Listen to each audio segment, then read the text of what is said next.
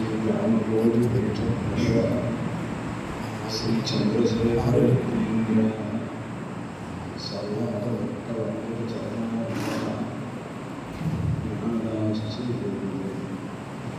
श्रुतिस्मृतिपुराणानाम् आलयं करुणालयं नमामि भगवत्पाद शङ्करं लोकशङ्करम् अकालं शतानन्तं करुणावयोशायि वीणाक्षरहस्तायाः प्रणो देवी सरस्वती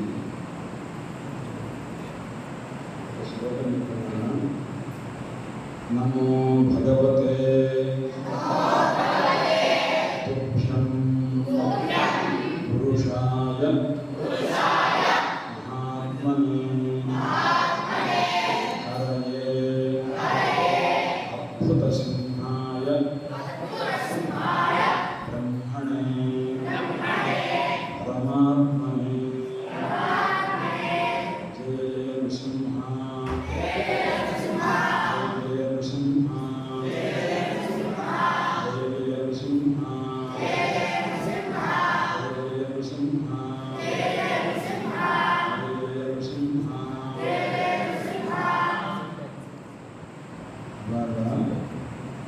నృసింహస్వామి ఆవిర్భవించిన రోజు పుట్టినరోజు చతుర్దశి నాడు సాయంకాలం 6 వేళప్పుడు నృసింహస్వామిని స్తంభంలో నుంచి వచ్చారు. స్తంభం లోపల నుంచి ప్రహ్లాదుడు అన్నాడు వాళ్ళ నాన్నగారితో హిరణ్యకశిపుతో, మహావిష్ణువు ఎక్కడ ఉన్నావు అంటే అంతటా ఉన్నావు అన్నాడు. అయితే నేను అడిగిన చోట చూపిస్తావా అన్నాడు. అంతటా ఉంటే నువ్వు అడిగిన చోట ఎక్కడైనా ఉంటారు. అయితే ఈ స్తంభంలో ఉన్నారా అన్నాడు. ఉన్నారు అన్నాడు.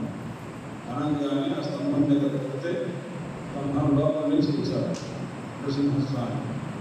అందువల్ల నృసింహస్వామి ఎక్కడ పుట్టారు అని అడిగితే మనం ఏ సమాధానం చెప్పాలి?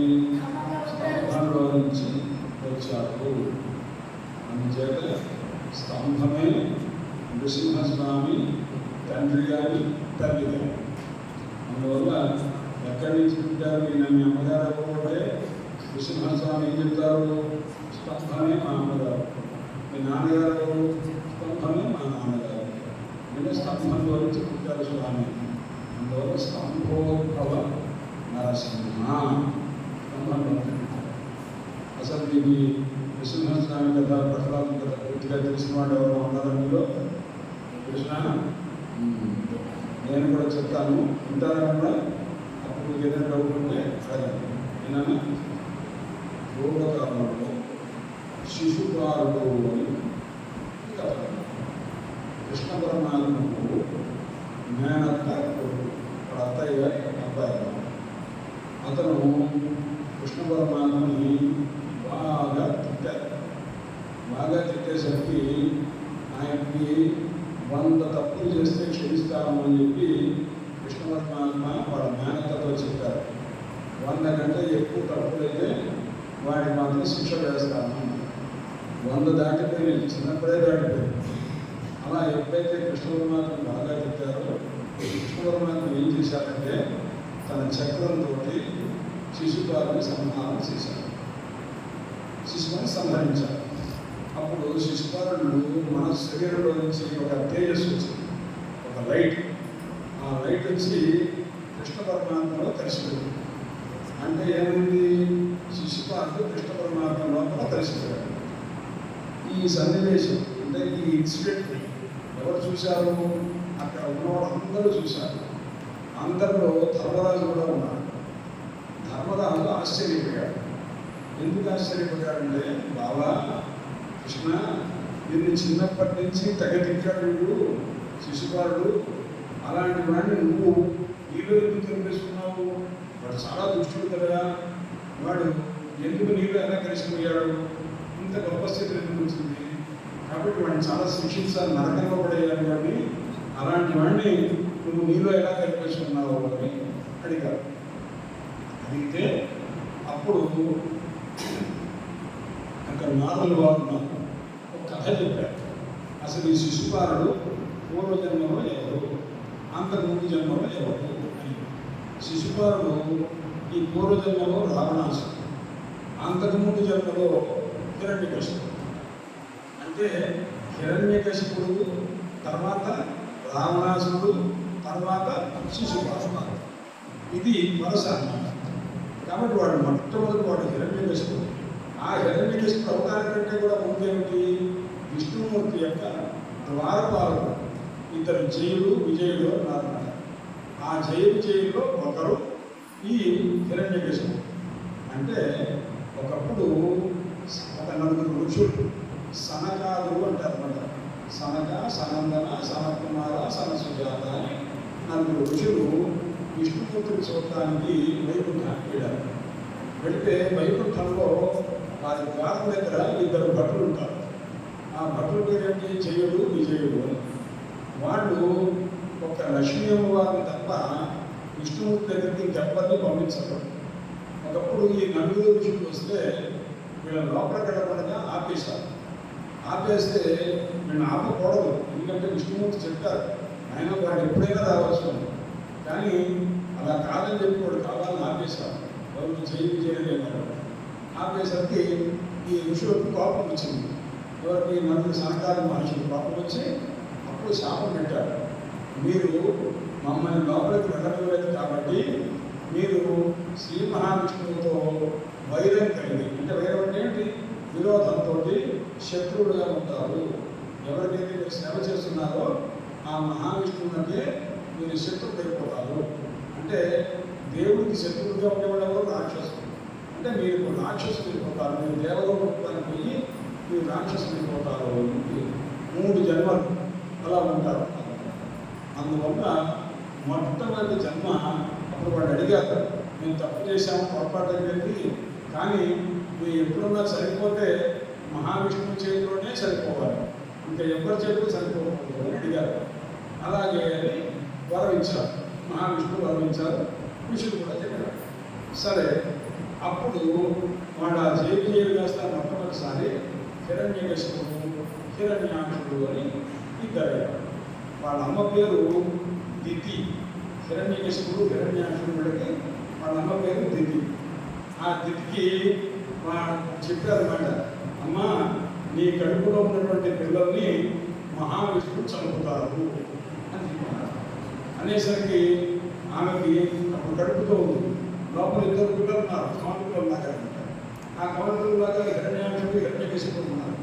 ఇప్పుడు ఈ పిల్లల్ని కనేస్తే 10 నెలల వరకు అంటారు కదా, ఆ కనేస్తే మహావిష్ణువు చంపేస్తారేమో అని చెప్పి ఆవిడ కనకుండా తన పొట్టలోనే పెట్టుకుంటుంది. ఎంతకాలం పెట్టుకుంది, 100 సంవత్సరాలు పెట్టుకోవడం పెట్టుకుంటుంది. అలా పెట్టుకోవడం కుదురుతుందా, కుదరదు. కానీ ఆమెకు గొప్ప పతివ్రత. ఆ పతివ్రత కాబట్టి భర్తనే దేవుడిగా భావించేటువంటిది. అందువల్ల ఆమెకి పతివ్రతకి ఏదైనా సాధ్యమే. పతివ్రత అయినటువంటి స్త్రీ సాధించలేదు ఏది లేదు. అందువల్ల ఆవిడ 100 సంవత్సరాలు నా పిల్లవాడి కనను, ఎందుకంటే బయటకు వచ్చేస్తే మహావిష్ణువు చంపేస్తారేమో అనే భయం చేత అలా కడుపులోనే పెట్టుకోవడం. దేవతలు అందరూ ప్రకృతి విరుద్ధం, అంటే మనం సహజంగా ఉండేది 10 నెలలే ఉండాలి. అలాంటి 3 సంవత్సరాల పాటు కనకపోయేసరికి లోకంలో చాలా ఉపద్రవాలు జరుగుతుంటే వర్షాలు లేవు, చాలా పెద్ద పెద్ద రాళ్ళ వర్షాలు పడటం, అలాగే రక్తం, వర్షం పడితే రక్తంలాగా పడటం, ఇదంతా జరిగిపోయి అందరూ భయపడి విరుద్ధంగా జరుగుతుందని చెప్పి అప్పుడు బతుకులాడితే బ్రహ్మదేవుడికి వీళ్ళు అడిగారు. ఆ తర్వాత నెమ్మదిగా బ్రహ్మదేవుడు చెప్పాడమ్మా, మీ ప్రకృతికి విరుద్ధంగా నువ్వు ప్రవర్తించకూడదు, నువ్వు కనాల్సిందే, కన్న తర్వాత మహావిష్ణువు గురించి తపస్సు చేసుకోవడం చేతులు కానీ చెప్పిన మాట వినుంటే అప్పుడు ఎట్టకేలకు ఎలాగైనా సరే ఆవిడ ఒప్పేసుకొని చివరికి ఆ పిల్లల్ని అనేసరికి ఆ 2 పిల్లల్ని ఎన్ని సంవత్సరాలు కడుపులో పెట్టుకుంది, 100 సంవత్సరాలు. 100 సంవత్సరాల కడుపులో పిల్లలు పెరిగారు. ఆ పెరిగిన పిల్లలు పుట్టగానే ఎలా ఉన్నారు, 100 సంవత్సరాల వాడు ఎలా ఉన్నారో అలా తయారైపోతున్నారు. ఇవాళ పుట్టినప్పుడు ఇంత పిల్లలే, రేపు వేసరికి ఇంత, ఆ పైన 2వ రోజు ఇంకా ఉంది. అంటే రోజుకి 4 అడుగులు పెరిగారు అన్నమాట. 4 ఫీట్స్ అన్నమాట ఒక్క రోజుకి. ఇవాళ బట్టలు కుట్టించారు వాళ్ళు. కుట్టిస్తే మళ్ళా రేపు ఆ బట్టలు వేద్దాం అనుకుంటే ఆ డ్రెస్ సరిపోలేదు. ఎందుకు సరిపోలేదు? ఇంకో 4 అడుగులు పెరిగారు. మర్నాడు ఇంకోటి కుట్టించాలనుకుంటే మళ్ళా ఇంకో 4 అడుగులు పెరిగారు. ఇలా అయ్యేసరికి ఒక 4 రోజులు అయ్యేసరికి ఆకాశం అయిపోయారు. ఇద్దరు అన్నమాట వాడు. హిరణ్యకశిపుడు, హిరణ్యాక్షుడు ఇద్దరు కావాలి. ఆ ఇద్దరిలో హిరణ్యకశిపుడు పెద్దవాడు, హిరణ్యాక్షుడు చిన్నవాడు. అయితే ఆ ఇద్దరు, ఆ హిరణ్యాక్షుడు ఏం చేసేవాడు? పెద్దవాడు అయిపోయిన తర్వాత ఇంద్రుడిని అందరిని కూడా జయించారు. దేవతలందరినీ భయపెట్టారు. భయపెట్టి వాళ్ళ రాజ్యం అంతా తీసేస్తున్నారు. స్వర్గం కానీ అన్ని వాడికి ఏదైతే రాజ్యాలలో అన్ని వీళ్ళు లాగేస్తున్నారు. వీళ్ళు ఇష్టం వచ్చినట్టే చేయడం మొదలుపెట్టారు. అలా చేసుకుంటే డబ్బు ఎక్కడంతో ఆ డబ్బు అంతా తీసుకొచ్చేసి హిరణ్యాక్షుడు వాడు అన్నయ్యకి ఇచ్చి హిరణ్యకశిపుడికి ఇచ్చేవాడు. అన్నయ్య శుభ్రంగా అనుభవిస్తూ ఉండేవాడు. వీడు సంపాదిస్తుండేవాడు, వీడు అనుభవిస్తూ ఉండేవాడు. ఇలా ఉండి దారుణంగా అందరినీ కూడా భయపెడుతున్నాడు. ఇలా ఉంటే ఒక రోజున మహావిష్ణువు వరాహస్వామి రూపంతో వచ్చి హిరణ్యాక్షుడిని సంహారం చేశాడు. సంహారం అంటే చంపేశాడు. చంపేసిన తర్వాత అప్పుడు హిరణ్యాక్షుడికి భార్య, పిల్లలు ఉన్నారు. వాళ్ళందరూ కూడా ఆమెమో భర్త పోయిందని ఈ పిల్లలు తండ్రి పోయాడు దుఃఖపడుతూ ఉన్నారు. తమ్ముడు పోయాడని ఈ హిరణ్యకశిపుడు కూడా బాధపడ్డాడు. తన కుమారుడు పోయాడని దితి అంటే హిరణ్యాక్షుడు హిరణ్యకశిపుడికి తల్లి ఉన్నాడు. వాళ్ళందరూ బాధపడుతున్నారు. బాధపడుతుంటే అసలు ఎలా చనిపోయాడు తమ్ముడు అని హిరణ్యకశిపుడు అడిగాడు. అడిగితే ఇలా శ్రీ మహావిష్ణువు వరాహరూపంతో వచ్చి చంపాడు కృష్ణుడు. అయితే మహావిష్ణువుని జయించే శక్తిని నేను సంపాదిస్తాను అని హిరణ్యకశిపుడు తపస్సు చేయడానికి వెళ్ళాడు. తపస్సు చేయడానికి వెళ్ళేటప్పుడు తన భార్యతో చెప్పాడు. హిరణ్యకశిపుడి భార్య ఆమె పేరు కయాభు అంటారు. హిరణ్యాక్షుడి భార్య పేరు వృషాభాను అంటారు. హిరణ్యకశిపుడి భార్య పేరు కయాభు అని. ఆమెతో చెప్పారు, నేను తపస్సు చేసుకోవడానికి వెళ్తున్నాను. నేను సుమారు 10,000 సంవత్సరాల నుంచి 60,000 సంవత్సరాల దాకా తపస్సు చేస్తాను. బ్రహ్మదేవుడిని ప్రత్యక్షం చేసుకోవాలంటే అంత తపస్సు చేయాలి. అంత తపస్సు చేసి మహావిష్ణువుని జయించే శక్తి సంపాదిస్తాను అని వెళ్ళిన తర్వాత కావలసినటువంటి కూర్చోవడానికి దర్భాసనం ఇలాంటివన్నీ కూడా కమలము పట్టుకొని వెళుతుంటే మీరు ఎప్పుడు వస్తారండి అంటే ఆయన చెప్పిన మాట ఏమని చెప్పాక 10,000 సంవత్సరాల నుంచి 60,000 సంవత్సరాల దాకా నేను తపస్సు చేసి వస్తాను అని చెప్పాడు. ఇప్పుడు ఈయన హిరణ్యకశిపుడు తపస్సుకు వెళ్ళాడు అని తెలుస్తుంది. దేవతలకు తెలిసి వాడు భయపడిపోయాడు. వాడు తపస్సు చేశాడంటే మళ్ళా మనల్ని కాస్త పడతాడు, మన రాజ్యం అంతా లాగేసుకున్నాడు, ఇంకా హింస పెడతాడేమో అని భయపడి బృహస్పతి దగ్గరికి వెళ్ళాడు. దేవతలకు గురువు పేరు బృహస్పతి. ఆయన దగ్గరికి వెళ్ళి నమస్కారం చేసి, అయ్యా గురువు గారు ఇలా జరుగుతున్నది, వాడు మళ్ళా ఇంకా పరాక్రమం సంపాదిస్తే మేమంతా ఏమైపోతాము అని భయపడిపోయి అడిగారు. అడిగితే అప్పుడు బృహస్పతి ఏం చేశానంటే, నువ్వు భయపడద్దు, అతను తపస్సు చేయకుండా ఉండేట్టు నేను ప్రయత్నం చేస్తాను అంటే హిరణ్యకశిపుడు తపస్సు చేయకుండా ఉండేట్టుగా నేను ఒక ఆలోచన చేస్తాను అన్నా. అనేసరికి సరే అని గురువు గారు చెప్పిన మాట మీద విశ్వాసంతో ఇంద్రుడు సరే అన్నాడు. ఇప్పుడు బృహస్పతి ఏం చేశాడంటే ఒక చిలుక రూపం ధరించాడు. అంటే ఒక చిలుకలాగా ఆ రూపాన్ని ధరించి ఒక చిలుక అయినాడు. హిరణ్యకశిపుడు ఇప్పుడు తపస్సు చేయడానికి ఒక పర్వతం దగ్గరికి వెళ్ళాడు. ఆ పర్వతం పేరు మందర పర్వతము అని అంటారు. మేరు పర్వతం, మందర పర్వతం, 2 మహాపర్వతాలు. అందులో ఒక మందర పర్వతం దగ్గరికి వెళ్ళి తపస్సు చేసుకున్నామని వెళ్ళాడు. అక్కడ ఒక చెట్టు, పెద్ద చెట్టు, పెద్ద అడుగుగా ఉంటుందన్నాడు. అక్కడ కూర్చొని తపస్సు చేసుకుందామని అనుకున్నాడు. మొదలు పెట్టాడు, ఆచరణ చేశాడు. తపస్సు చేద్దామని మొదలు పెట్టుంటే ఈ బృహస్పతి నాడు కదా ఈయన ఏ రూపాన్ని ధరించారు? చిలుక రూపం. ఆ చిలుక చెట్టు పైన కూర్చొని ఈయన కూర్చొని తపస్సు చేద్దాం, బ్రహ్మదేవుడి గురించి తపస్సు చేస్తున్నాడు. ఆయనకి ఈశ్వరుడు కానీ బ్రహ్మదేవుడు తప్ప మహావిష్ణువు అంటే ఇష్టం లేదు. ఎందుకు ఇష్టం లేదు? మహావిష్ణుడే ఆ తన తమ్ముడైనటువంటి హిరణ్యాక్షుడిని వరాహరూపంతో చంపాడు. విష్ణువుని జయించే శక్తి సంపాదించాలి. అందుకోసం వెళ్ళేటప్పుడు అక్కడ వెళ్ళగానే పైన ఉన్నటువంటి బృహస్పతి ఏం చేశారంటే నమో నారాయణాయ నమో నారాయణాయ అని అంటున్నారు. అంటే ఒక చిలుక విష్ణువు యొక్క మంత్రాన్ని జపం చేస్తుంటే అది ఈ కింద కూర్చున్నటువంటి హిరణ్యకశిపుడికి చాలా కోపం వచ్చింది. నా శత్రువు పేరుని మంత్రంగా చెప్పిస్తున్నారు ఎవరిదాన్ని ఒకసారి ఆ చిలుక కేసు చూశారు. చిలుక కేసు చూసి ఒకసారి ఒక రాయి వేసి దాన్ని పంపించేద్దామని అనుకున్నాను. అది కాస్త వెళ్ళింది. మళ్ళా వచ్చింది. మళ్ళా వచ్చి నమో నారాయణ అని అనుకున్నారు. ఎవరో విష్ణు భక్తులు దుష్టులు ఈ చిలుకని పెంచుకొని ఉంటారు. అందుకోసమే నమో నారాయణ అంటుంది. కాబట్టి 2 సార్లు దారి పెట్టుకుంటా కానీ అది అలాగే వస్తూ పోతున్నది, ఇది బాగాలేదు అని చెప్పి ఇంకో చోటకి వెళ్ళాను. ఇంకో చోటకి వెళితే అక్కడికి వచ్చిన తర్వాత మొదలు పెడుతుంటే మళ్ళా ఈ చిలుక అక్కడికి వచ్చింది. అక్కడికి వచ్చి మళ్ళా ఇలాగే నమో నారాయణాయ అని అంటున్నారు. పొద్దున్న నుంచి సాయంత్రం దాకా ఆ చెట్టు మారి కూర్చొని జప్పు మొదలుపెట్టినా ఎక్కడ ఆ చిలుక రావడం ఇలా చెప్పడం ఇలా చేసేసరికి ఆ నారాయణ అనే తన శత్రువు యొక్క పేరు అది వినిపించేసరికి కోపం వచ్చేది. ఇక్కడి నుంచి మారిపోయాడు. చివరికి ఏం చేశారంటే ఇవాళ బాగాలేదు, నేను సరిగ్గా సరైన టైంలో ప్రయాణం చేయలేదు అని చెప్పి సాయంకాలం అయ్యేసరికి ఇంటికి వెళ్ళిపోయాడు. ఇంటికి వచ్చేసాడు. ఎప్పుడు వస్తారన్నాడు ఆయన తపస్సు చేసి 10,000 సంవత్సరాల నుంచి 60,000 సంవత్సరాల తపస్సు చేసి వస్తాను అన్నవాడు పొద్దున్నే వెళ్ళి ఎప్పుడు వచ్చేసాడు? సాయంకాలం వచ్చేసాడు. వచ్చిన తర్వాత పొద్దు నుంచి ఏమీ తినలేదు, తాగలేదు, ఆకలేస్తుంది. ఇంటికి రాగానే మంచి కోపంగా వచ్చాడు. కోపంగా పని కాగానే తను అనుకున్న పని కాలేదు. కోపంగా వచ్చేసరికి ఆయన భార్య ఆ పేరు ఏంటంటే నేను ఉంటాను కయాధు.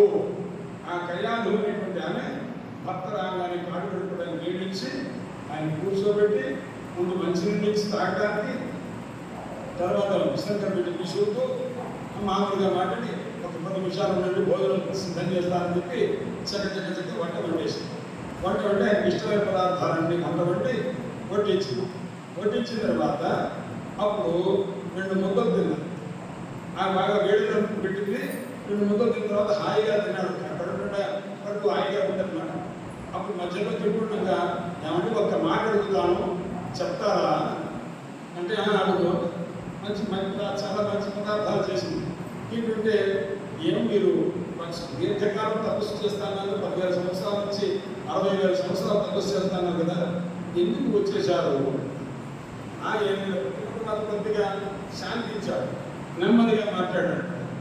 ఏం లేదు, ఒక చిలుక కాస్త నేను వెళ్ళే చోటుకి పైన కూర్చొని అది ఏదో విష్ణువు భక్తులు ఎవరు పెంచుకున్నారో ఏదో చిలుక, అది నమో నారాయణాయ నమో నారాయణాయ అన్నది అని అన్నాడు. అంటే ఎప్పుడు నారాయణమూర్తిని తిట్టేవాడు హిరణ్యకశిపుడు. అలాంటి వాడు ఆ చిలుక ఏ మంత్రం పలికిందో ఆ మంత్రం ఈ హిరణ్యకశిపుడే మళ్ళా పలికాడు. అంటే నారాయణ మంత్రాన్ని ఎన్నిసార్లు జపం చేసినప్పటికీ 2 సార్లు జపం చేశాడు. చేసేసరికి కయాధు అనుకుందాన్ని, ఆ కయాధు కూడా విష్ణు భక్తురాలు. అందువల్ల ఆమె ఏమనుకుందంటే నా భర్త నోట్లో నుంచి ఎప్పుడు నారాయణ నామం నాలేదులాగా, కాబట్టి ఇంకా కొన్నిసార్లు జపం చేయిస్తాను అని అంటుంది.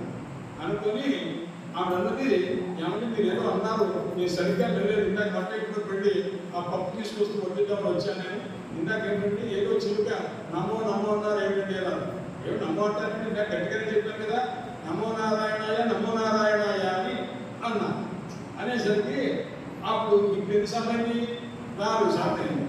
ఇలా మళ్ళీ ఈసారి ఇప్పుడు ఆవకాయ కొట్టిస్తానని పులుసు కొట్టిస్తానని అలా చెప్తూ అంటే నమోనా ఏదో అన్నట్టుంటుందండి. నమోనా కాదు, నమో నారాయణాయ అన్నది నిజం చెప్పాలి. నమో నారాయణాయ నమో నారాయణాయ నమో నారాయణాయ అని మళ్ళీ విసుకున్నాడు. ఈసారి 10 సార్లు అనేసాడు. మళ్ళీ అడగకుండా ఉందా అనేసరికి ప్రతి 14 సార్లు అయిపోయిందిగా.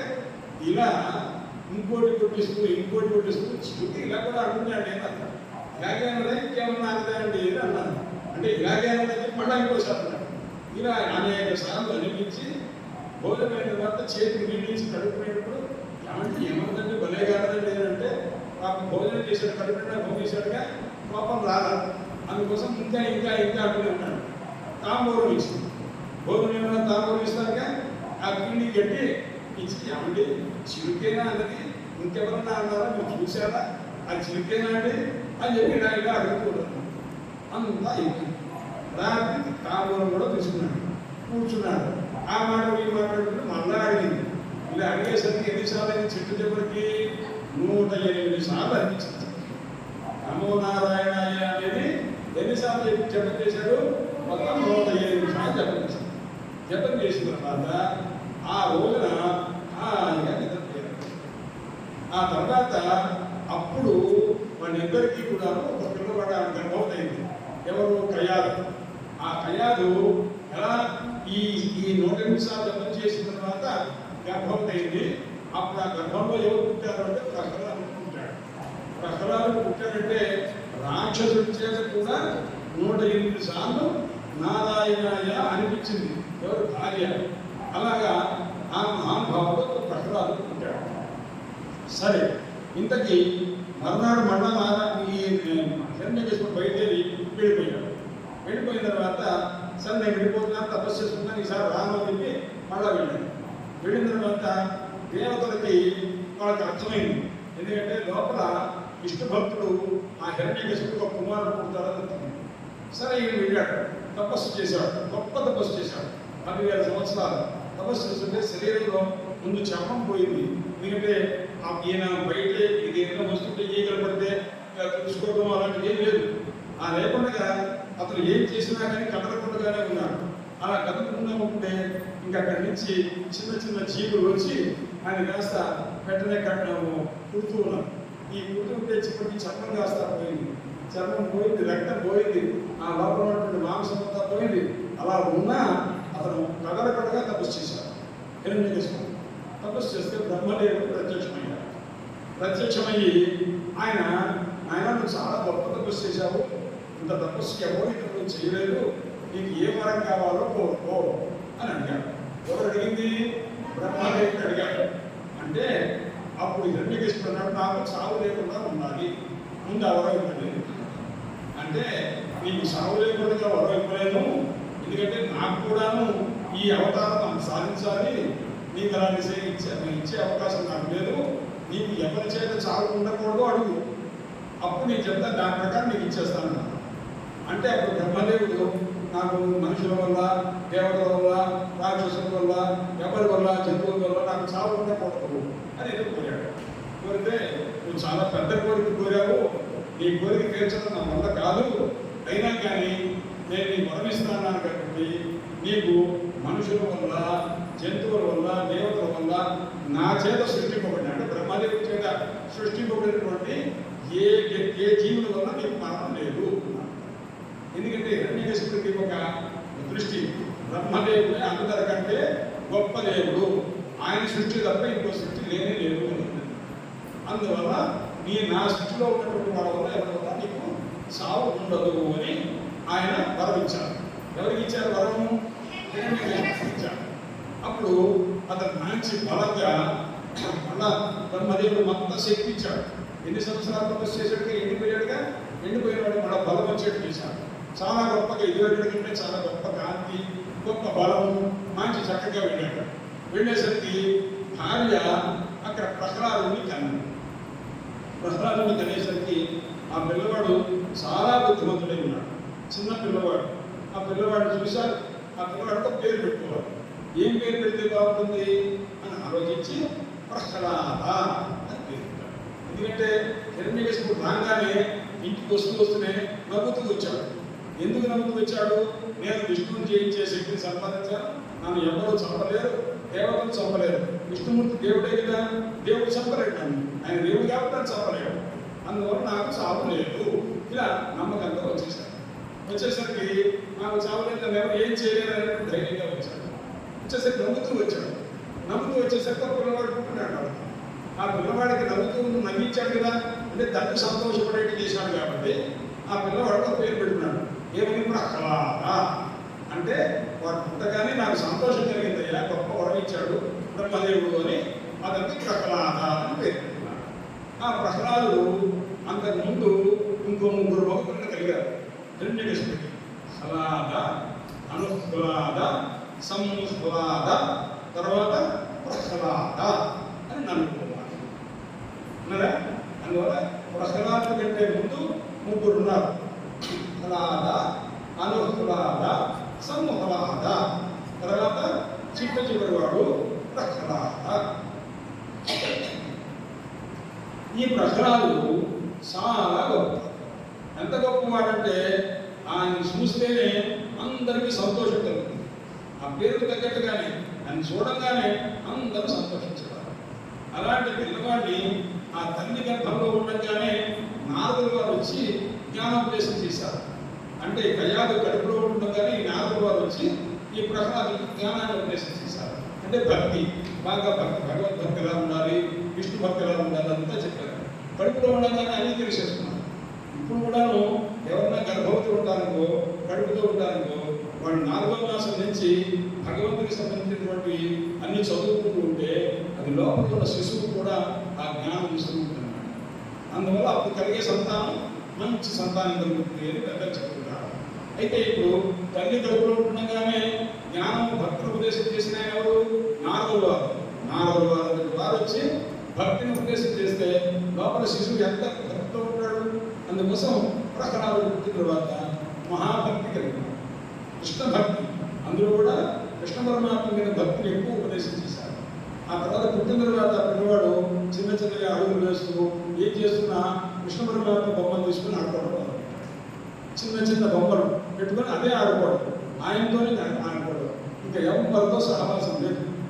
నేను రాక్షసుల కుమారుడుగా ఎవరితో ఆడేవాడు కాదు, ఆ బొమ్మలే పెట్టుకుని ఆడుకుంటుండేవాడు. ఇంకా ఆ తర్వాత ఈయన భక్తి చూసి కృష్ణ పరమాత్మకి చాలా సంతోషం వేసి పిల్లవాడి దగ్గరికి వెళ్ళాలని చెప్పి ఆయన వైకుంఠం నుంచి వచ్చేసి ఒక పిల్లవాడిలాగా ఈయన కనిపిస్తుండేవాడు. కనిపిస్తూ ఉంటే ఆ పిల్లవాడితోటి ఆడుకుంటుండేవాడు. ఈయన అప్పుడప్పుడు మహావిష్ణువు ఏం చేసేవారు, ఆ పిల్లవాడిగా ఒక వేషం చేస్తా అదృశ్యమైపోయేవాడు, కనిపించేవారు కాదు. కనిపించకపోయేసరికి ప్రహ్లాదుడు ఏడ్చేవాడు. ఎందుకంటే ఆడుకుంటూ కనిపించకుండా పోయాడని చెప్పి మనకి ఏడ్చింది. పెద్దగా ఏడుస్తుంటే ఇంతలోపు పాప అయ్యో నా గురించి ఏడుస్తున్నాడని మన కథను ప్రత్యక్షం ఇవ్వాలి. ప్రత్యక్షం అంటే పక్క నవ్వుతుంది. ఇలా చక్కగా ఆయన ఆడిస్తూ నవ్విస్తూ అప్పుడప్పుడు ఏడిపిస్తూ ఆయనతో కలిసి ఆడుకుంటూ ఒకే ఒక స్నేహితుడు. ఎవరు? ప్రహ్లాదుడికి కృష్ణ పరమాత్మ స్నేహితుడు. ఇలా ఉంటూ ఉంటే ఒక రోజున పిల్లవాడికి 5 సంవత్సరాలు వచ్చినాయని చెప్పి అతనికి చదువు చెప్పించే ఏర్పాటు చేద్దాం, అక్షరాభ్యాసం చేశారు. అంతా అయిపోయింది. అతన్ని గురుకుల ఆశ్రమానికి పంపించి, ఇప్పుడు మిమ్మల్ని దేవడానికి ఎలా వ్యాస పాఠశాలకు పంపించారో అలాగే హిరణ్యకశిపుడు కూడా వాళ్ళ గురువు గారి దగ్గరికి పంపించారు. వాళ్ళ గురువు గారి పిల్లలు ఉన్నారు. ఆయన గురువు గారి పేరేమిటి? హిరణ్యకశిపుడు గురువు గారి పేరు శుక్రాచార్య వారు. ఆయన కుమారుడు ప్రహ్లాదుడికి గురువు ఎవరంటే శుక్రాచార్య వారి కుమారుడు ఉన్నారు. శుక్రాచార్య వారి కుమారుడు ప్రహ్లాదుడికి గురువులు ఇద్దరు. వారి పేరు షండ, మర్క అని ఇద్దరు. ఈ షండ, మర్క అనేటువంటి వాడు ఇద్దరు గురువులు ఏం చేస్తారు? రాక్షసులందరికీ కూడాను రాక్షస కుమారుడు అంటే చిన్న చిన్న పిల్లలు మీ వయసు అంటే వాళ్ళందరికీ వాడు చదువు చెప్తారు. ఆ చదువు చెప్పేటప్పుడు కూడా వాడికి హిరణ్యకశిపుడు ఒక సిలబస్ ఇచ్చాడు. ఈ పుస్తకాలే చెప్పాలి, అంతే తప్ప విష్ణుమూర్తికి సంబంధించిన ఒక్క శ్లోకం చెప్పడానికి వీల్లేదు, అంతా బ్రహ్మదేవుడికి సంబంధించిన స్తోత్రాలే చెప్పాలి. అలాగే డబ్బు ఎలా సంపాదించాలో నేర్పాలి, ఇంతే తప్ప ఇంకో రకంగా చెప్పడానికి వీల్లేదు. ఇదంతా నేర్పించారు. ఈ సిలబస్ తప్ప ఇంకో పుస్తకం చెప్పి మాత్రం బాగుండదని కూడా చెప్పేశారు ఆ టీచర్లు. అందుకోసం వాడు అవే చెప్పుకున్నారు. కానీ ప్రహ్లాదుడు అవి ఇష్టపడలేదు.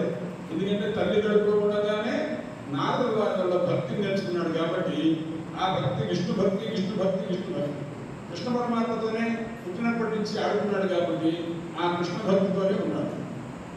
అందువల్ల గురువు గారు చెప్పిన పాఠాలు సరిగ్గా వినేవాడు కాదు. అయితే కొన్ని రోజులు అయిపోయిన తర్వాత ప్రహ్లాదుడు వాళ్ళ నాన్నగారి దగ్గరికి వెళ్ళాడు. తీసుకెళ్ళాడు. ఈ గురువులే మేము పాఠాలు చెప్తాము, మీ పిల్లవాడి కావాలంటే పరీక్షించుకోండి అనేసరికి పిల్లలు బాగా చదివారు లేదని కొన్ని రోజులు స్కూల్లో నుంచి వచ్చిన తర్వాత ఇంకేదైనా బాగా వచ్చిన ఒక పద్యం చెప్పరా అని అడిగాడు. ప్రహ్లాదుని హిరణ్యకశిపుడు అడిగాడు. అడిగేసరికి నీకు బాగా వచ్చింది ఏదో ఉందో అని చెప్పుకోనంటే, నాన్న నా అభిప్రాయం మీరు అన్నీ వదిలేసి ఈ రాజ్యం వదిలేసేయండి, మొత్తం వదిలేసి వనానికి వెళ్ళి హరిని ఆశ్రయించండి. వనానికి వెళ్ళి హరిని ఆశ్రయించండి. హరి అంటే చాలా అర్థాలు ఉన్నాయి. హరి అంటే సింహము. వనంలో ఏముంటుంది? సింహమేగా ఉండేది. కాబట్టి సింహాన్ని ఆశ్రయించండి అంటే నృసింహస్వామిని ఆశ్రయించండి అని మొట్టమొదటి చెప్పేశారు. ఎవరు? ప్రహ్లాదుడు. ఎవరికి చెప్పారు? హిరణ్యకశిపుడికి చెప్పారు. అందువల్ల నువ్వు హరిని ఆశ్రయించుకుంటే మహావిష్ణువు కాడు పెట్టుకున్నా నువ్వు ఇలా ద్వేషం పెంచుకోవద్దు అని ముందు చెప్పాడు. ఈ మాట ఆయనకి నచ్చలేదు. అసలు హరి అనే శబ్దమే ఇష్టం లేదు ఆయనకి. అందువల్ల వెంటనే వాళ్ళ గురువుని పిలిచారు. శంకరుడు మరుడు ఇద్దరు పిలిచి, ఏమయ్యా మీరు సరిగ్గా పాఠాలు చెప్పట్లేదు, మా పిల్లవాడికి హరిభక్తి నేర్పుతున్నారేమో అంటే, బాబు ఏం చెప్పట్లేదు ఆయన, మీ పిల్లవాడికి సహజంగానే వచ్చింది, పుట్టుకతోనే వచ్చింది భక్తి, మా వల్ల కాదు, మేము గట్టిగా చెప్తాము అని చెప్పి ఈసారి నుంచి ఆ మాట అనకుండా హరిభక్తి లేకుండా మేము చేస్తామన్నారు. అని కొంతకాలానికి ఏం చేశాను, మళ్ళా తీసుకొచ్చారు. కొంతకాలం అయిన తర్వాత అయినా ఇలా చెప్పవద్దు అని అన్నారు. ఆ మాట వినలేదు. మళ్ళా కొన్ని రోజులు అయిన తర్వాత ఈసారి మళ్ళా హిరణ్యకశిపుడు దగ్గరికి తీసుకొచ్చారు. తీసుకొచ్చేసరికి హిరణ్యకశిపుడు ఈసారి ఏమన్నారంటే, మీకు గురువులు ఏం చెప్పారో అది చెప్పుకున్నారు. మొదటిసారి అడిగారు, నీకు ఏదైనా ఏం పద్యం వచ్చో చెప్పరా అంటే, అప్పుడు మీరు వనాన్ని వెళ్ళిపోండి, హరిని ఆశ్రయించండి అన్నారు. ఈసారి అడిగారు హిరణ్యకశిపుడు, నీకు గురువులు ఏం చెప్పారో అది చెప్పుకుంటున్నారు. అంటే ఇప్పుడు గురువులు ఏం చెప్పారు? డబ్బు సంపాదించు, నాన్న మాటే విను, విష్ణుమూర్తి దగ్గరికి వెళ్ళొద్దు, విష్ణువుని స్మరించద్దు, ఇవి వాడు చెప్పారు. కాబట్టి ఇవే చెప్పారు కదా, కానీ ఇది చెప్పలేదు. ఎందుకంటే గురువు అంటే వీడు చెప్పడానికంటే ముందు ఆయన కడుపులో ఉండగా ఎవరు చెప్పారు భక్తి గురించి? నారదుడు వారు చెప్పారు. అందువల్ల ఆ నారదుడు వారు మొట్టమొదటి గురువుతారు. అందువల్ల ఆయన చెప్పిన భక్తి గురించి కూడా చెప్పడం మొదలుపెట్టాడు. నాన్న, భక్తి అనేది 9 రకాలుగా ఉంటుంది. మనం ఏదైనా కథ వింటున్నామో శ్రద్ధగా, అది శ్రవణ భక్తి అంటారు. అలాగే భగవంతుని మనసులో మెడిటేషన్ చేస్తున్నాగా, స్కూళ్ళలో మెడిటేషన్ చెప్తున్నాగా, అలా కళ్ళు మూసుకొని మనం ఏదో ఒక భగవంతుడి హృదయంలో ధ్యానం చేస్తుంటే దాన్ని ఏమంటారంటే అది ధ్యానం అంటుంటారు. ఆ భక్తి ఉండాలి. భగవంతుడి నామాన్ని నిరంతరం స్మరిస్తుంటే దాన్ని స్మరణ భక్తి అంటుంటారు. ఇలా 9 రకాల భక్తులు ఉంటారు. 9 నవవిధ భక్తులు ఉంటారన్నమాట. అందులో మొట్టమొదటి భక్తి శ్రవణ భక్తి. భగవంతుని కథలు వినడం అనేది నెంబర్ 1. ఆ తర్వాత స్మరణం, భగవంతుని యొక్క నామాన్ని స్మరిస్తూ ఉండాలి. మనం ఇందాక ఒక నామం స్మరించాం, ఏమిటది? జయ జయ నృసింహ, జయ జయ నృసింహ అని. అది అలా నిరంతరం మనస్సులో మనం జపం చేస్తుంటే దాని స్మరణ భక్తి అంటారు. కాబట్టి ఇలాగా అనేక రకాల భక్తులు ఉండవు. భగవంతుడిని పూజించడం, అనే కూర్చొని పూజించారు కదా, అది ఒక పూజ. ఆ పూజ అంటే అర్చన భక్తి అంటారు. ఇలా అనేక రకాల భక్తులు ఉండవు. అందులో 9 భక్తులు. ఆ 9 భక్తులు భగవంతుని యందు, కృష్ణ పరమాత్మ యందు ఉన్నట్లయితే మీకు చాలా క్షేమంగా ఉంటుంది అని మళ్ళా దాంట్లో అన్నాడు. అనేసరికి ఈ మాట అంతా వినేసరికి హిరణ్యకశిపుడికి చాలా కోపం వచ్చింది. ఇంతకు ముందు కంటే కూడా కోపం వచ్చింది. కోపం వచ్చి, ఏమిట్రా మాట్లాడేది, ఏదో ఇప్పుడు దాకా నేను ఊరుకున్నాను, ఇటుపైన ఊరుకునే పడలేదు అని చెప్పి అతన్ని సంహారం చేద్దాం దాకా, చంపేద్దామని దాకా కోపం వచ్చింది. కొడుకైనా సరే అతన్ని చంపేద్దాం అనుకుంటాడు. అసలు ఎవరు? నువ్వు హరి హరి అంటున్నావు కదా, ఆ హరి ఎక్కడున్నాడు అనేసరికి, ఆ హరి అన్ని చోట్ల ఉన్నాడు అన్న. అన్ని చోట్ల ఉన్నాడంటే ఎదురుగా పెద్ద స్తంభం ఉంది, ఈ స్తంభంలో ఉన్నాడా అన్న. ఉన్నాడు నాన్న అనేసరికి నాకు కనిపించట్లేదు బాబాయ్, నాకు కనిపిస్తున్నాడు నాన్న అన్నాడు ప్రహ్లాదు. మరి నీకు కనిపించడం నాకు కనిపించలేదు ఏంటి అన్నారు. అంటే నువ్వు సరిగ్గా చూడడం లేదు కాబట్టి నీకు కనిపించలేదు, నేను బాగా చూస్తున్నాను, నాకు కనిపిస్తున్నాను నాన్న అంటే, ఓహో అలాగా అని చెప్పి చేతితోటి ఇలా కొట్టాడు. కొట్టేసరికి అందులో నుంచి ఒక శబ్దం వచ్చింది. ఏమని శబ్దం వచ్చింది? గురు గురు గురు గురు గురు అని శబ్దం వచ్చింది. అంటే హరి గురువు, గురువే హరి. హరి అంటే సింహము, నృసింహ. హరిరేవ గురువు, గురురేవ హరి, హరి హరి హరి హరి, గురు గురు గురు గురు అని 2 శబ్దాలు టక టక టక టక ఆ శబ్దాలు వచ్చినాయి. రాగానే అది కాస్త ఒక్కసారి పగిలింది, ఆ స్తంభం పగిలింది. పగలంగానే దాని లోపల నుంచి నృసింహ స్వామి వచ్చారు.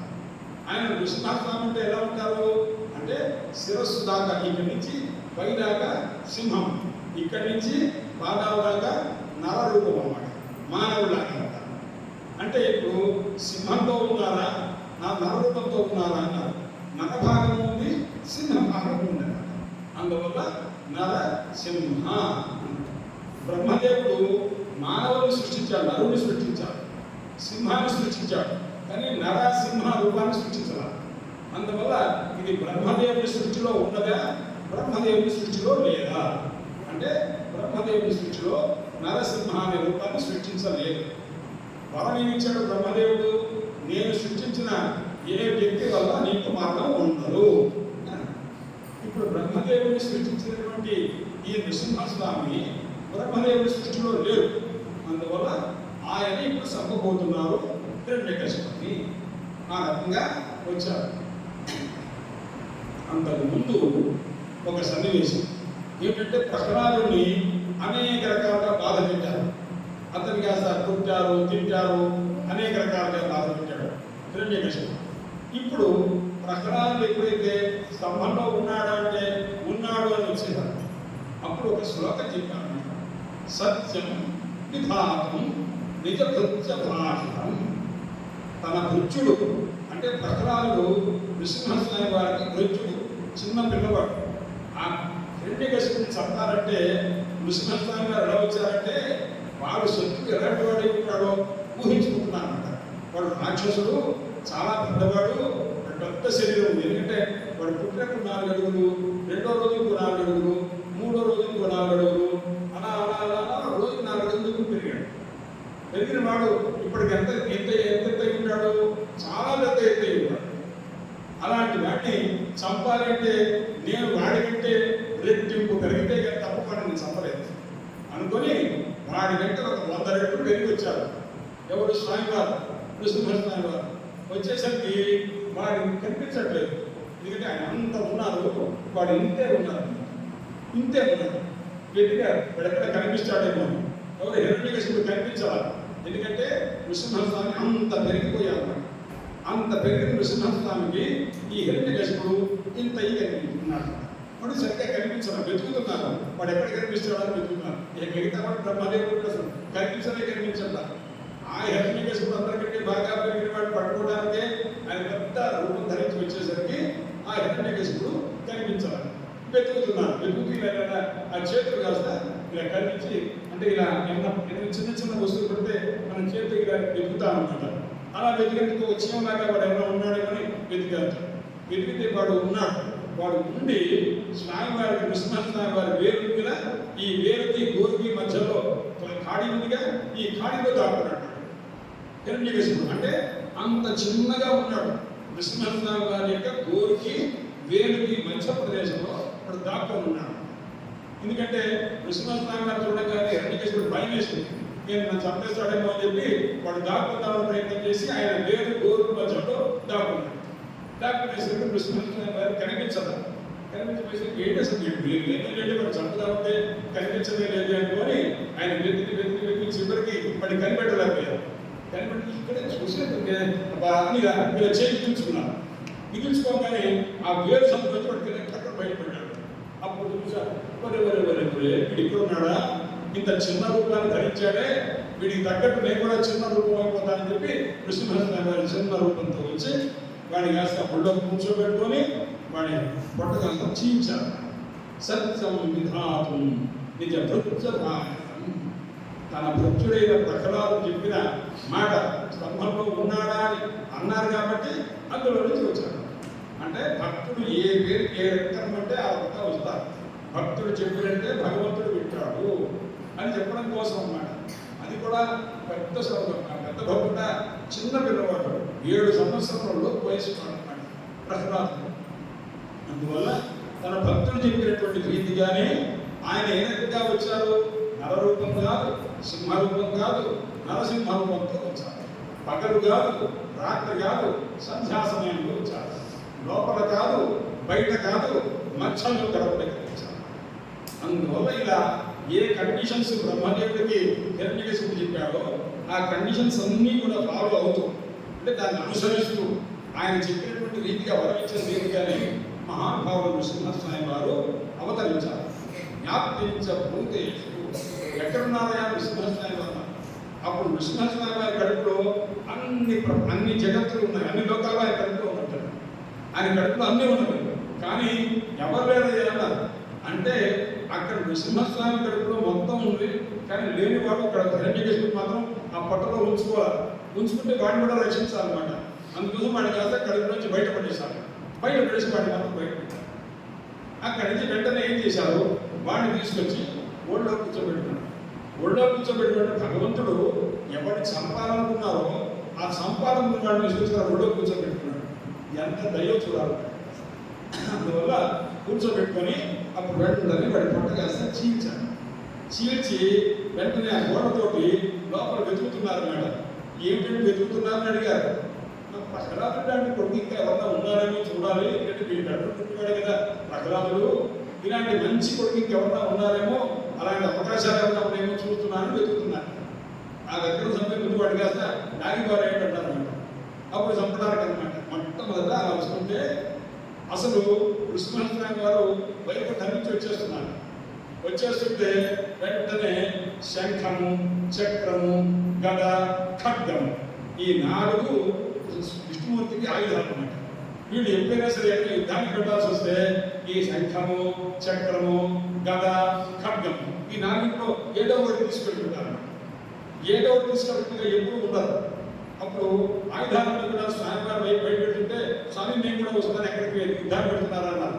ఆ ఏదో యుద్ధం ఉంది కదా, మీరు ఎందుకు ఆయన అన్నారు. లేదంటే మేము లేకుండా మీరు ఎలా పెడతారు, మేము వచ్చి తీరుతాము, మేము ఇప్పటి వాడడం కాదు, మేము కొన్ని సంవత్సరాలు కొన్ని వేల సంవత్సరాల నుంచి మీకు మేము ఆయుధాలుగా ఉన్న మమ్మల్ని వదిలేస్తే మేము ఎలా కోరుకుంటాము, మా సీనియారిటీని బట్టి మమ్మల్ని తీసుకోవాల్సిందే మీరు అన్నారు వాడు అనేసరికి ఈసారి కొత్త వాడిని తీసుకోవడానికి వీలేదు. మేము సామర్థ్యం తీర్మానం అయితే మేము ఎప్పుడున్నా మీరు దానికి వెళ్ళినప్పుడు మేము గెలవకుండా ఓడిపోయి వచ్చినటువంటి ఏదైనా ఉంటే చెప్పండి, అప్పుడు మేము కావాలంటే మానేస్తామన్నారు. అంటే ఎప్పుడు మీతో నేను ఓడిపోలేదు అన్నారు. అప్పుడు ఆ అడుగు మమ్మల్ని ఎందుకు వదిలేస్తున్నారు, ఇప్పుడు వదిలేయడానికి లేదు, మేము వస్తామండి అన్నారు. నేను 2 నిమిషాలు ఆగండి, ఒక్క 2 నిమిషాలు మీరు పక్కన ఉండండి, మళ్ళీ వస్తాను. ఎక్కడికి వెళ్తాను, ఏం లేదు ఒకసారి వస్తాను అన్నారు అని చెప్పి ఇలా ఆగండి అన్నారు. దేంటన్నారు, ఇలా 5 గోల్డ్, ఇలా 5 గోల్డ్, 10 గోల్డ్ ఆయన ఉన్నట్రా అంటున్నారు. ఎవరిని శంఖాన్ని, చక్రాన్ని, ఖడ్గాన్ని, కలని గోడతో ఆపేస్తున్నారు. అంటే ఈసారి గోల్డ్ తీసుకెళ్తాను వాడితో చూపించాలన్నమాట. వాడు గోడతో పెడుతుంటే పరమాత్మ వీళ్ళు ఒప్పుకోరు ఈ ఆయుధాలు. అందుకోసమని ఒక్క 2 నిమిషాలు ఉండరా అన్నారు. అంటే ఒక్క 2 నిమిషాలు కదండి, 1 నిమిషం అనండి అన్నారు. 1 నిమిషం ఉన్నది ఇప్పుడే వస్తారని చెప్పి పక్కన అదృశ్యమయ్యారు.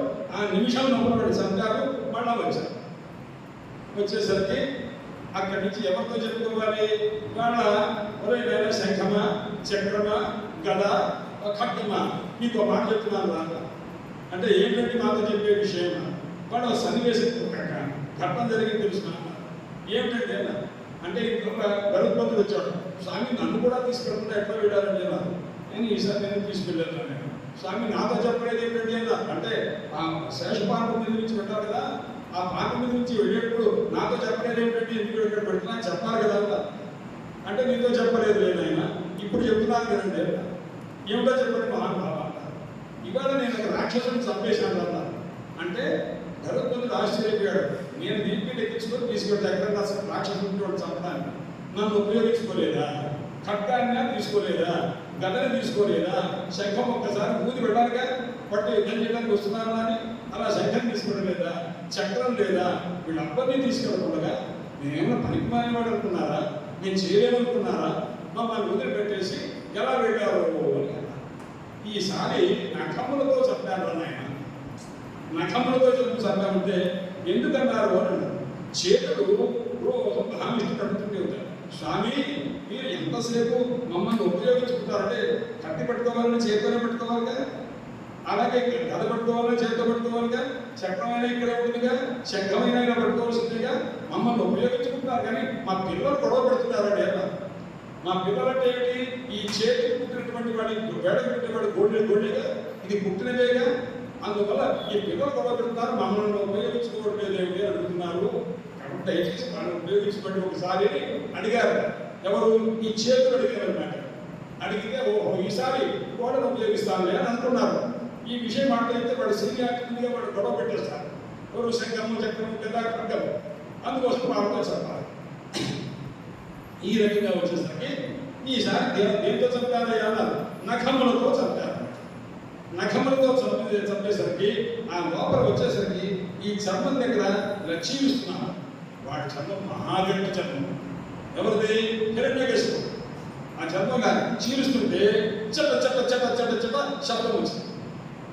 ఆ చెట్ట చెట్ట శబ్దం వచ్చిన తర్వాత లోపలికి ఇలా వెళ్ళి ఆ గోడ దిగంగానే ఇంకో శబ్దం వచ్చింది. రక్తం బుస్సుమంట వచ్చింది. బుస్సుమంట రక్తం వచ్చింది. లోపల ఇంకో మాంసం ఉంది. అది కాస్త బుడ బుడ బుడ బుడ బుడ శబ్దం వచ్చింది. ఆ లోపల ఎముకలు ఉన్నాయి. ఆ ఎముకల దగ్గరికి ఆ గోల్డ్ ఇంకా లోపలికి వెళ్ళి అప్పుడు టప టప టప టప టప శబ్దం వచ్చింది. ఇలా వచ్చిన తర్వాత లోపల దాకా వెళ్ళి ఆ లోపల ఉన్నటువంటి హిరణ్యకశిపుడి యొక్క ప్రాణాన్ని స్వామి తీసేశారు, చంపేశారు. ఇంత అయిపోయిన తర్వాత ఆయుధాల దగ్గరికి వచ్చి చెప్పారు, ఇవాళ నేను చంపాను అబ్బాయి, మిమ్మల్ని ఎవరిని తీసుకోలేదు, ఇవాళ నఖములతో చంపాను అని చెప్పి నేను జయించాను సుమా అన్నారు. అనేసరికి అందరూ చప్పట్లు కొట్టండి చప్పట్లు కొట్టండి అన్నారు. చప్పట్లు కొట్టండి అంటే చప్పట్లు మీరు కొట్టండి. అప్పుడు గోళ్ళకి కోపం వచ్చింది. వినండి, జాగ్రత్తగా వినండి. అప్పుడు ఈ గద శంఖము చక్రము తర్వాత ఆదిశేషుడు బ్రహ్మాండంగా జయహో జయహో జయహో అన్నాడు. ఆదిశేషుడు ఒక నోరు కాదు, 1000 నోట్లు ఉన్నవన్నమాట. 1000 నేలతో జయహో జయహో అన్నాడు. ఆ తర్వాత బ్రహ్మాండంగా గరుత్మంతుడు అన్నాడు. అందరూ అనేసరికి అంత సౌండ్ వచ్చింది. అంతా బాగా సంతోషించారు. ఇంత లోపల 10 మంది కోపం వచ్చింది. 10 మంది ఎవరు? ఈ 10 గోల్డ్ ఉంది కదా, ఆ గోల్డ్ 10 కూడా వచ్చి, ఏమండి ఏమిటి మీరు అర్థం చేస్తున్నారేమిటి అన్నా. స్వామివారి మటు నృసింహస్వామి మటున్నారు, ఏం చేశానని నేను అన్నాను. ఏమంటే మీరు చేసిన యుద్ధం ఏమన్నా 10 బాగుందా? అన్యాయం చేశారు మీరు. హిరణ్యకశిపుడు మోసం చేశారు మీరు చేసింది అన్నారు. నేనేం మోసం చేశాను అన్నా. ఒక వ్యక్తికి, ఒక మనిషికి ఎన్ని ప్రాణాలు ఉంటుంది? 5 ప్రాణాలు. ఈ మాట కూడా విన్నారా? నా 5 ప్రాణాలు నువ్వే, నా 5 ప్రాణాలు నువ్వే అంటున్నాగా. అంటే మనిషికి లోపల గాలి 5 రకాలుగా ఉంటుందన్నమాట. అందువల్ల హృదయంలో ఒకటి, కంఠంలో ఒకటి, శరీరం అంతా ఒకటి, కింద ఒకటి, ఇలా 5 ప్రాణాలు ఉన్నాయి. ఈ 5 ప్రాణాలు చంపడానికి 5 గోళ్ళు పంపించాలి. 5 గోళ్లతో 5 చంపేస్తారు. 5 గోళ్లతో కాకుండా మీరు ఎన్ని గోళ్ళు పంపించారు? 10 గోళ్లతోటి మీరు చంపారు. కాబట్టి 5 కొట్టడానికి 5 పంపిస్తే పద్ధతి. 5 కొట్టడానికి మీరు 10 మందిని మమ్మల్ని పంపించారు. మమ్మల్ని పంపించి వాడిని మోసం చేత వాడిని కాస్త చంపేశారు. కాబట్టి మీరు చేసినటువంటిది తొండి అంటుంటాం మనం చిన్నప్పుడు. అందుకోసం అన్యాయం చేశారు మీరు. కాబట్టి ఇది విజయం అని అందరితో చెప్పుకుంటారు. మాకు నచ్చలేదు అని కళ్ళు ఎర్రగా చేశారు. కళ్ళు ఎర్ర చేయడం అంటే ఏంటి? వాళ్ళ రక్తంతో తడిసిపోయిన గుళ్ళు ఉన్నవిగా ఆ గోళ్ళు ఎర్రగా ఉన్నాయన్నమాట. ఆ ఎర్రగా ఉన్నటువంటి ఆ ముఖాలతోటి నృసింహస్వామితోటి, స్వామి మీరు ఇలా చేస్తారంటే మేము వచ్చేవాళ్ళం కాదు, మీతో పాటు మమ్మల్ని ఉపయోగించుకుని మేము అడిగేవాళ్ళం కాదు, 10 గోడతోటి 5 ప్రాణాలు కలిగిన చంపడం అన్యాయం చేస్తాం. అలా అనేసరికి స్వామివారు పక్క నవ్వేశారు. ఆ నవ్వు మనం అందరినీ రక్షిస్తుంది అని చెప్పారు. అందుచేత అలాంటి ఆ పరమాత్మ యొక్క నఖములు అంటే గోర్డు అన్నమాట. ఆ గోర్డు మనం రక్షించుతాక ఆ రకంగా నృసింహస్వామి వారు భక్తుడైన ప్రహ్లాదుని మాట సత్యం చేయాలని కేవలం స్తంభంలో చూచారు. అందువల్ల భక్తవరదుడు ఈ అవతారాన్ని ఏమంటారు? నృసింహ అవతారాన్ని భక్తవరదుడు. కేవలం ఒక భక్తుడి కోసమే ఒక అవతారం. ఇలా అవతారం ఇంకా ఎంతసేపు ఉన్నారయ్యా? మొత్తం కలిపి 2 గంటల లోపు ఉన్నారంతే. 2 గంటల తర్వాత నృసింహస్వామి అవతారం లేనే లేదు. మొత్తం అన్ని పురాణాలు చూస్తే కూడా ఎంతసేపు నృసింహస్వామి గారు ఆవిర్భవించి ఎంతసేపు ఉన్నారయ్యా? 2 గంటల సేపు. 2 గంటల తర్వాత పరమాత్మ అంతర్ధానమయ్యారు. ప్రహ్లాదునితో చెప్పారు, నాయన మీ నాన్న రాజ్యం నువ్వే పరిపాలించాలన్నారు. ప్రహ్లాదు నేను పరిపాలించనుండి మా నాన్న అందరినీ ఎదురుని వాడిని కొట్టి ఋషుని హింసించి అలా సంపాదించాడు. ఈ డబ్బు నాకు అక్కర్లేదు, ఈ డబ్బుతో నేను ఈ సింహాసనం మీద కూర్చోరా. నేను కూర్చోనండి, మా నాన్న చాలా మోసం చేసి అందరినీ బాధ పెట్టి సంపాదించింది, నేను ఆ సింహాసనం మీద కూర్చొని నేను రాజ్యం చేయలేదు అంటే ఇప్పుడు నృసింహస్వామి గారు అడిగారు తెలిసిన ఆయన కూర్చున్న హిరణ్యకశిపుడు కూర్చున్నటువంటి కుర్చీ చూశాడు. అదే ఎంత బాగుంది కుర్చీ, ఇది వైకుంఠంలో కూడా ఇక్కడ కుర్చీ లేదే, ఈ కుర్చీ ఉత్తరంలో ఉంది అని చెప్పి ఆ కుర్చీ తెచ్చుకుని దాని మీద కూర్చున్నారు. ఎవరు? నృసింహస్వామి వారు కూర్చున్నారు. ఎవరు కుర్చీలో కూర్చున్నారు? హిరణ్యకశిపుడు కుర్చీలో కూర్చున్నారు. పెద్ద సింహాసనం, ఎన్నో రత్నాలు ఏమీ దొరికిందన్నమాట. అది కూర్చున్న తర్వాత ప్రహ్లాదుడితో చెప్పారు, నువ్వు ఇప్పుడు కూర్చోరా అన్నారు. అంటే నేను కూర్చోనండి అంటే నేను కూర్చున్న తర్వాత ఆ కుర్చీలో నువ్వు కూర్చుంటే నీకు ఏ దోషమో లేదు, మీ నాన్న చేసిన ఏ హింస నీకు రాదు, నేను చెప్పిన మాటని కూర్చోన్నాను. అప్పుడు నృసింహస్వామి వారికి చెప్పారని చెప్పి అప్పుడు తండ్రి తర్వాత ఆ రాజ్యాన్ని పరిపాలించారు. ఎవరు? ప్రహ్లాదుడు. ఇదంతా కూడా ఎన్ని గంటల్లో చేసేసారు? అదంతా కూడా 2 గంటల్లో చేశారు. అందువల్ల నృసింహస్వామి వారి యొక్క గొప్పదైనటువంటి చరిత్ర. ఇవాళ స్వామివారు ఆవిర్భవించారు. ఎంతసేపు ఉంటారు? 2 గంటలు. మనం చెప్పుకోవాల్సిన కథ కానీ చేసుకోవాల్సిన పూజ కానీ 2 గంటల లోపలే చేసేసుకుంటాం. అందుకోసమని మనం భగవంతుని స్మరించుకోవడం, భగవంతుని పూజ చేసుకోవడం, భగవంతుని కథ చెప్పుకోవడం, జయ జయ నృసింహ, జయ జయ నృసింహ, జయ జయ నృసింహ అనుకోవడం అంతా కూడా 1 గంట లోపల మనం చేసాం. ఎందుకంటే విష్ణుస్వామిని చూసిన తర్వాత బ్రహ్మదేవుడు, ఈశ్వరుడు, దేవతలు అందరూ వచ్చారు. అందరూ వచ్చి వెంటనే ఆయన దగ్గరికి వెళదాం అనుకున్నారు. కానీ ఆయన భయంకరమైన రూపం, ఆ సింహం ఇంత ఉంది. ఆయన నాలుగు ఒకసారి తెరిచారు, నోరు తెరిచేసే సింహం గట్టిగా నోరు తెరుస్తుందిగా, అందువల్ల దానికి సింహానికి పంచాలన అని పేరు అనమాట. పెద్ద నోరు అనమాట. మన ఎవరికి ఉన్నటువంటి నోరు పెద్ద నోరు ఉంటుంది. అందువల్ల సింహం నోరు పెద్దది, తల పెద్దది, ఆ తల లోపల ఉన్న నోరు పెద్దది అనమాట. ఆ లోపల ఉన్నటువంటి నాలిక ఎలా ఉంటున్నారు అంటే కొన్ని 100,000 మెరుపు తీగలు తెలిస్తే ఎలా ఉందో అలా ఉంది ఆ నాలిక. ఆ నాలికతో ఉన్నటువంటి ఆ స్వామివారిని చూసి అందరూ భయపడ్డారు. మధ్య ఇప్పుడు వృద్ధావుతున్నాడు, ఎందుకు వాడు నాన్నగారే మహావిష్ణువు అంటే నృసింహస్వామి, కానీ వెళ్ళలేకపోయాడు. ఈశ్వరుడు వెళ్ళలేకపోయాడు, ఎవరు వెళ్ళలేకపోయారు. అప్పుడు లక్ష్మీదేవి పిలిచారు, అమ్మ మీ వారు కదా, మీరు వెళ్ళి కొద్దిగా ఆయన కోపం తగ్గించి ఆ ఉగ్ర రూపాన్ని తగ్గించేయండి అంటే, నా వల్ల కాదనైనా, నేను ఎప్పుడూ చూడలేదు మా వారికి కోపంగా ఉండగా, నేను వెళ్ళలేను అని లక్ష్మీదేవి కూడా వెళ్ళలేదు. అప్పుడు ప్రహ్లాదుని పిలిచారు. ప్రహ్లాదుని, ఆయన మీ నాన్నగారిని చెప్పడం కోసం ఇచ్చిన అవతారం, నిన్ను అనుగ్రహించడం కోసం వచ్చిన అవతారం కాబట్టి నువ్వే వెళ్ళి నా నృసింహస్వామిని కొద్ది కోపం తగ్గేట్టు చెయ్యాలి.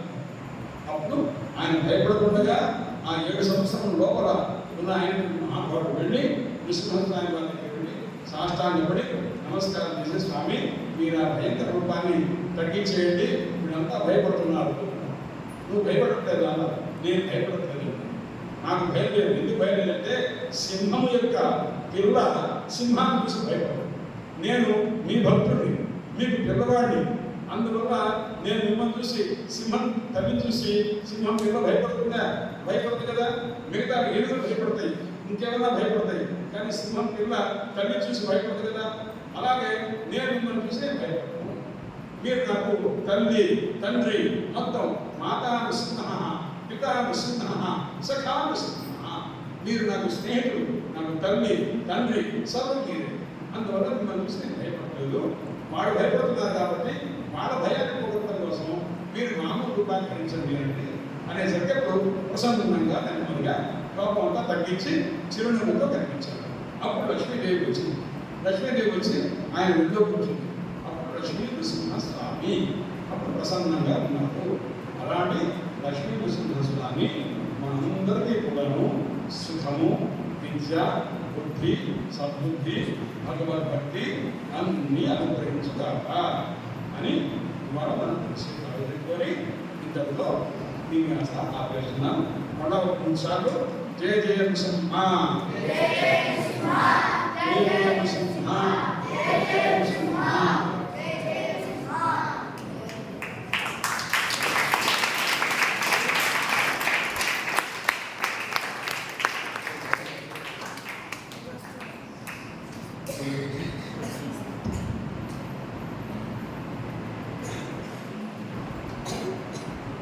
ఈ నృసింహస్వామి యొక్క ఆవిర్భావం వీళ్ళు ఎవరికైనా డౌట్ ఉందంటే జరిగిందా జరగలేదా ఇంకే కథ చెబుతున్నా కానీ ఎవరికైనా సంశయం ఉన్నాయా?